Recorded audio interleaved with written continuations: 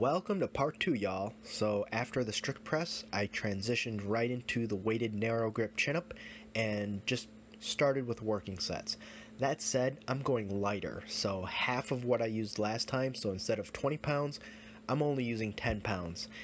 The reason for that is twofold. Number one, coming back after being sick, I knew that doing another 10 sets of a big exercise, and namely a chin-up, would be a lot. So getting through the 10 sets of 5 with 20 pounds last time was tough, although there were circumstances that day from kind of being pre-exhausted.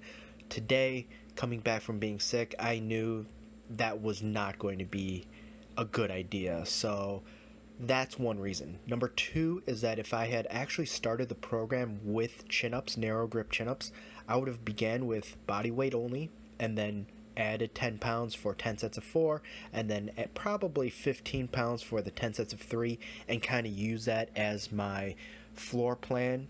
But I did go too aggressive since I switched midway through. I went way too heavy too soon, even though I did get all 10 sets of 4 with 25 pounds and all 10 sets of 3 with 30 pounds. It was too much. It really, really was. So this is actually more aligned with what would have been, and honestly, what I should have done from the get-go. So 10 pounds, 10 sets of 5, 90 seconds of rest between sets. They're okay. For the first 5 sets, my hands were right next to each other, pinkies touching, and then after that, I start to just give myself a little bit of space between my hands. Not a lot, but just a little bit. So it's still a narrow grip, still inside my shoulders, but just giving myself a little bit of room. And it's the only time you'll see me separate reps 4 and 5 is on the last set. That's the only time. Whereas last time it was 4 sets. This time it's just 1. And you could say that I would have been able to just grind through the 5th rep without stopping, but I really didn't want to do that. So after the 4th rep, I just stepped onto the bench, regripped, and then got the last rep.